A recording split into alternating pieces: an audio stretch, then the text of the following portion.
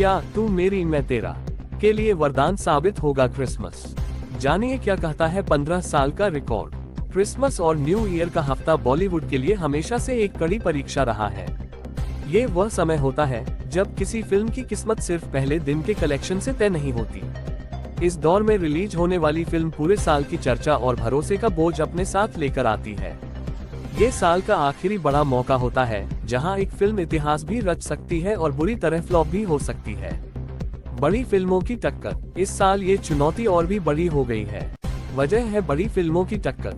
कार्तिक आर्यन और अनन्या पांडे की तू मेरी मैं तेरा तू मेरी 25 दिसंबर 2025 को क्रिसमस पर न सिर्फ ऑडियंस की उम्मीदों बल्कि धुरंधर और अवतार जैसी मजबूत फिल्मों से भी मुकाबला करना है।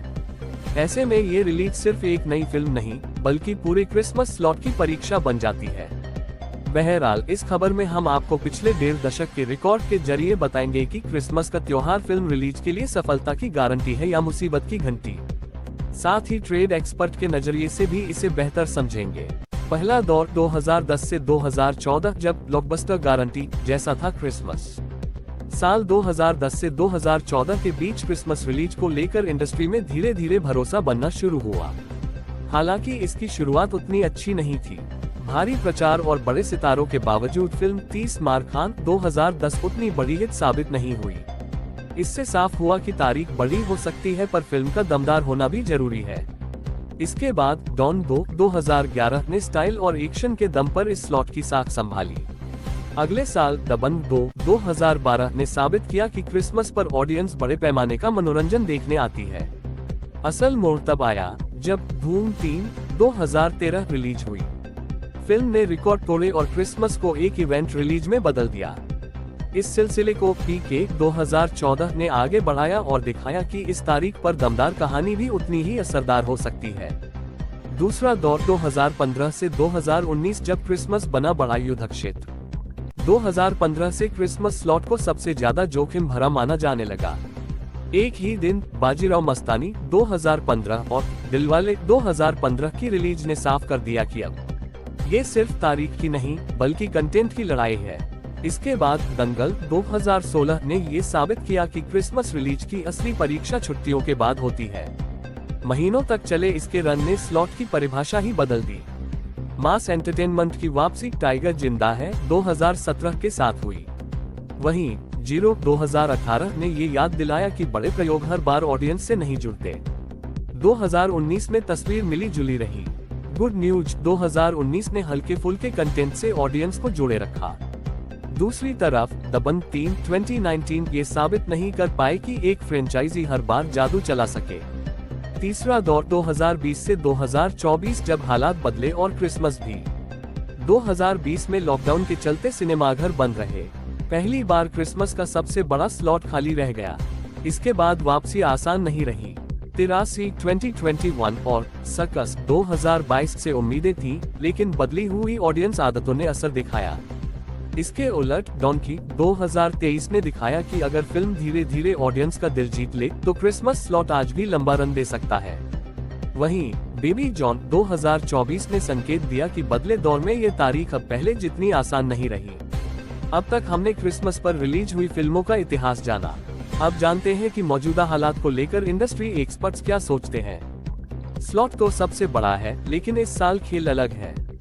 25 दिसंबर फिल्म रिलीज के लिए बहुत बड़ा समय होता है। इतिहास देखें तो ज्यादातर सफल फिल्में इसी स्लॉट पर आई हैं। हालांकि जीरो जैसी कुछ फिल्में भी इस दौर में चल नहीं पाई। 25 दिसंबर से 31 दिसंबर तक एक्सटेंडेड हॉलिडे होता है। ये बेहद प्राइम टाइम माना जाता है। लेकिन इस साल मामला थोड़ा अलग है। अगर धुरंधर नहीं होती तो तू मेरी मैं तेरा तू मेरी बड़ी फिल्म लगती। फिलहाल जो माहौल बना है वो धुरंधर ने बनाया है। जब एक फिल्म बहुत मजबूती से चलती है तो बाकी फिल्में अपने आप छोटी लगने लगती हैं। उसका असर नई रिलीज पर साफ दिखता है। खुशियां लेकर आएगी कार्तिक अनन्या की फिल्म तू मेरी मैं तेरा को लेकर हमें पूरा भरोसा है। ये फिल्म अपने आप में वैल्यू रखती है। कार्तिक और अनन्या जैसी हस्तियां हैं जिनकी अपनी ऑडियंस है। ऊपर से क्रिसमस और न्यू ईयर का फेस्टिव सीजन है जब लोग ऐसी एंटरटेनिंग और स्ट्रेस फ्री फिल्में देखना पसंद करते हैं। ये फिल्म उसी कैटेगरी में आती है। गांधी जयंती, दिवाली और फिर क्रिसमस व न्यू ईयर के दौरान बड़ी फिल्में रिलीज होती हैं और देश में सबसे ज्यादा कंजम्पशन होता है। मौसम अच्छा होता है, लोग बाहर निकलना चाहते हैं और भारत में एंटरटेनमेंट के सीमित विकल्पों में सिनेमा सबसे बड़ा साधन है। फिलहाल जो मोमेंटम बना है वह तेज रफ्तार से आगे बढ़ रहा है। हम सब, खासकर एग्जिबिटर्स, पॉजिटिव उम्मीद के साथ इसका इंतजार कर रहे हैं कि यह फिल्म ऑडियंस के लिए खुशी लेकर आए। इस साल सबसे बड़ी लड़ाई स्क्रीन को लेकर, इस हफ्ते सबसे बड़ी लड़ाई स्क्रीन को लेकर है।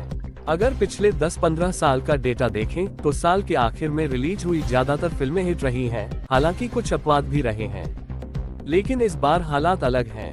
इस वक्त धुरंधर और अवतार जैसी बड़ी फिल्मों ने थिएटर पर मजबूत पकड़ बना रखी है।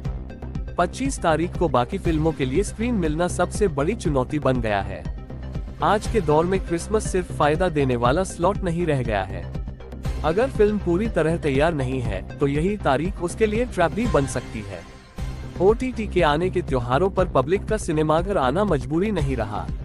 सबसे बड़ा फैक्टर आज स्क्रीन काउंट है। इस वक्त स्टार पावर से ज्यादा मायने ये रखता है कि फिल्म को कितनी स्क्रीन मिल रही है। जब एक दो बड़ी फिल्में मजबूती से चल रही होती हैं, तो बाकी फिल्मों के लिए जगह अपने आप खत्म हो जाती है। ऐसे में कंटेंट अच्छा होने के बावजूद टिक पाना मुश्किल हो जाता है।